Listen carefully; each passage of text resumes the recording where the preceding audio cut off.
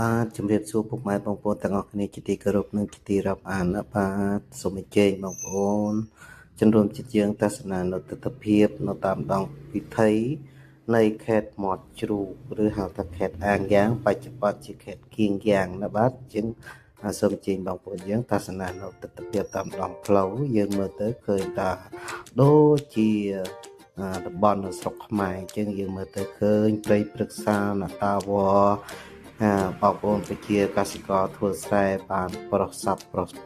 ស្រូវរួចហើយបាទចឹងទេឃើញថាទិដ្ឋភាពហ្នឹងខែវស្សាបាទចិត្តចេញវស្សាហើយនៅតែមួយសប្តាហ៍ទៀតគឺចេញវស្សា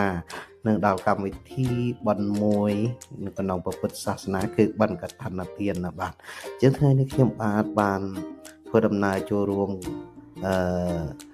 ទៅសុំដាក់វត្តដើម្បីត្រៀមធ្វើបន់កឋិន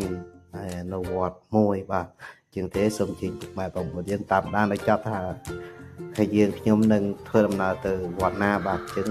បើសិនជាពុកម៉ែបងប្អូនមានដំណឹងចង់មកធ្វើបន់កឋិននៅទឹកដីកម្ពុជាក្រោមអាចទាក់ទងតាមpage នេះបានណាបាទគឺវត្តអីយើងខ្ញុំទៅបវរណាសុំធ្វើកឋិនហ្នឹងគឺជាវត្តតាប៉ាបាទវត្តតាប៉ានៅខេត្តមាត់ជ្រូកឬហៅថាខេត្តអាងយ៉ាងហ្នឹងបាទជាងមិននឹងទៅដល់វត្តយើងមើលទេសភាពតាមដងផ្លូវបាទមើលឃើញតាមដងផ្លូវហ្នឹងឃើញភាគច្រើននៅអាងយ៉ាងគឺជនជាតិខ្មែរបាទជនជាតិខ្មែរភាគច្រើនណាបាទនៅជាប់ព្រំដែននៃទឹកដីកម្ពុជាគឺព្រំដែនតាកែវបាទជាងឆ្លងពីតាកែវមកដល់ព្រំដែនភ្នំដិនហ្នឹងបាទឆ្លងខាងវៀតណាមគេហៅថាតិនវៀងហ្នឹងបាទយើងចូលមកដល់ទឹកដីវៀតណាមឥឡូវយើងចូលមកវត្តវិញមកបាទមើលទេសភាពវត្តបាទនេះហើយហៅថាវត្តតាប៉ាបាទវត្តតាប៉ានៅភ្នំតាប៉ាបាទគឺ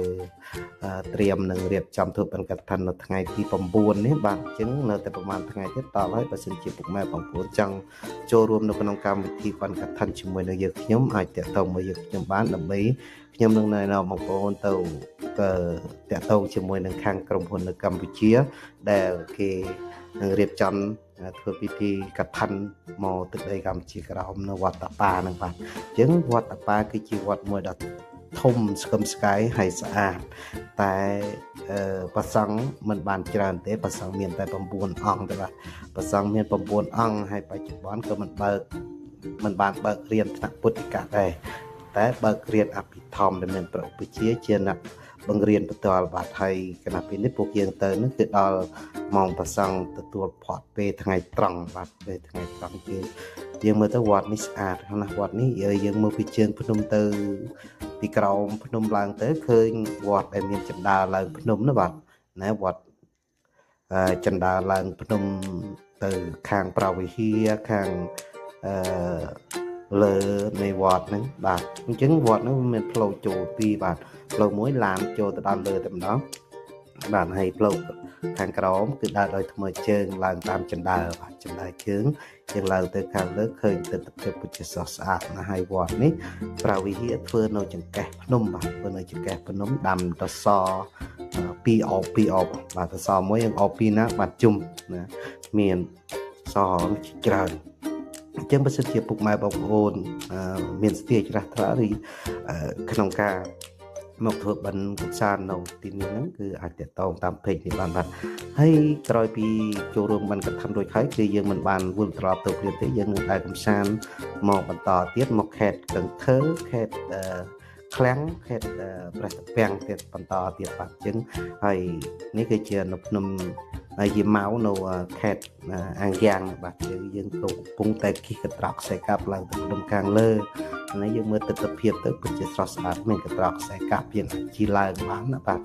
ណាយើងឡើងទៅជិះមើលឲ្យមើលទេសភាពខេត្តនេះគឺជាខេត្តវស្សាអញ្ចឹងនៅខេត្តមាត់ជ្រូកហ្នឹងគេឲ្យតែខេត្តវស្សាគឺទឹកច្រើនទឹកឡើងអញ្ចឹងពិបាកធ្វើស្រែធ្វើស្រូវណាបាទអញ្ចឹងយើងទស្សនាមើលតាមវីដេអូឃ្លីបនេះបានហើយសូមបញ្ជាក់ទៀតផងដែរបើសិនជាបងប្អូនចង់បានមកចូលរួមក្នុងកម្មវិធីបន់កឋិនឬមកហើយក៏ដើរកម្សាន្តនៅ3-4ខេត្តនៅដែនដីកម្ពុជាក្រោមអាចติดต่อតាមเพจនេះបាទសូមអរគុណសម្រាប់ការទស្សនារបស់បងប្អូនពុកម៉ែទាំងអស់ហើយជាចុងក្រោយសូមបងប្អូនពុកម៉ែបងប្អូនយើងចុច like page ណាប់ពួយផង ហើយចូលទៅក្នុង YouTube ចុច Subscribe Channel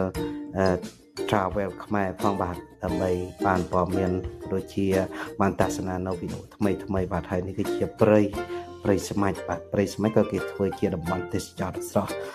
ស្អាតផងដែរមានជីទូកមានដែរក្នុងព្រៃបេះយកឃុំធម្មជាតិហូបហើយមានត្រីស្រស់បាទដូចជានៅតំបន់ផ្សេងដែលមាន